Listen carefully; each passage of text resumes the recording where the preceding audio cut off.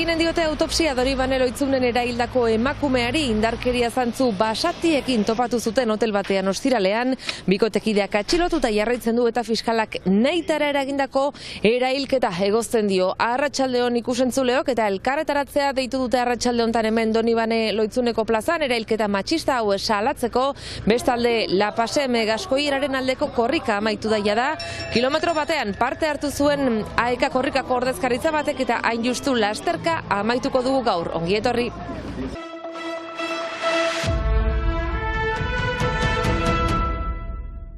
Baionako prokuradoreak xehetasun oso gordinak eman ditugu ostiralean Donibane Loitzuneko hotel batean ustez bikotekideak hildako emakumearen kasuan. Le drame de la sauvagerie. Gertaera bortitza eta basakeria fiskalak hainbatetan erabili duen hitza gertatutakoa azaltzeko. Biktima esku oinetatik lotuta azaldu zen ohean biluzik eta mailu batekin eragindako kolpeak zituen buruan. Gizonak, bikotekideak onartu du, munstro baten ahotsak entzuten zituela eta mailuarekin kolpeak eman zizkiola. Du marteau qu'il conservait sur la table de chevet. Ertzugariko drama bat aipatu du fiskalak. Prekaritatea, drogak eta prostituzioa. De toxicomanie, de prostitution. 10 urte zera matzaten elkarrekin, baina etzen aurrekaririk haien arteko indarkeriagatik 2024ko urtarrilera arte. Ordutik zori gaiztoko espiral batean zeudela kontatu du fiskalak. Orduan indarkeria kasu bat eta apirilean emaztea Ziburuko hoteletik behera erori izana, baina bietan emazteak berak ukatu egin zuen bikotekidearen egiletza. Prokuradoreak azaldu du emakumeak berak egin zuela ies ospitaletik asteazkenean eta gizonarekin elkartu zela Donibane Loitzuneko hotelean. Ikerketa gehiago eskatuko ditu orain prozesuak, biktima bortxatu ere ekin ote zuen jakiteko eta bitartean bikotekideak preso segituko du epaiketa egin bitartean. Sous la qualification d'assassinat, c'est-à-dire de meurtre avec préméditation. Epailea izendatu eta erailketa nahita egindako hilketatzat epaituko dute. Bestalde gaur arratsaldean Ipar Euskal Herriko mugimendu feministak Donibaneko plazan elkarretaratzea deitu du. Salatuko dute biktimak ezin direla babesgabe utzi, are gehiago horrelako kasuetan non biktimaren bizitza argi eta garbi arrisku larrian dagoen eta indarkeria matxistaren zantzuak oso agerikoak diren mugimendu feministaren hitzetan. Egungo justizia ereduaren aurka elkarretaratuko dira.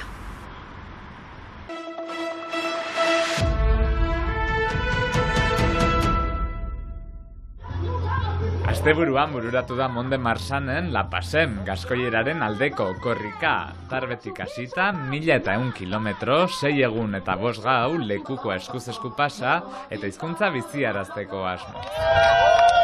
Momentu hunkigarria bizi izan dute Cabretonen, AEKako kideek 920 kilometro hartu dutenean. Gaur elkartasuna adierazi, oksitandarrei ere bai, beraien hizkuntzaren alde egiten daben ekimen honetan, korrikak hainbat aizpa dituelako eta oso pozgarria dalako lango ekimenak be aurrera dazela ikustea. Badago zer esana, hizkuntza gutxiagotuen aldeko mugimendua pilpilean dagoela eta gure asmoa bada saretzea danon artean eta indar horrekin aurrera egitea.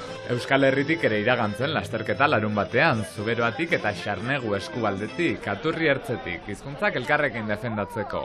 Hizkuntza txiki bat zapaldua hitzeten dezunean, seguraski gehiago lotzen zaitu beste hizkuntzekin harremanak, ez da? Bereziki jendeak bultzatuko duelako ingo dugu errex, baina bai, unkituta eta gu biziz horrelakoan parte hartzeko bai. La Pasem, pitxu patxu, tipi-tapa.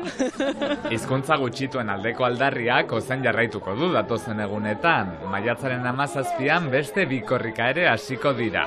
Bretainiako Arredadeg batetik, AEKaren ordezkaritza bat ere bertan izango da, eta bestetik Alsaziako Strohener lasterketa.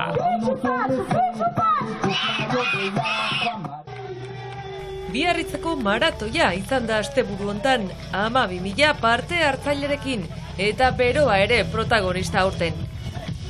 Agilera estadiotik irteera eta helmuga eta 52 kilometroak egiteko Biarritzeko txoko ederrenetatik pasatzeaz gain, Arrangoitze, Basusarri, Arbona eta Bidartetik ere pasada.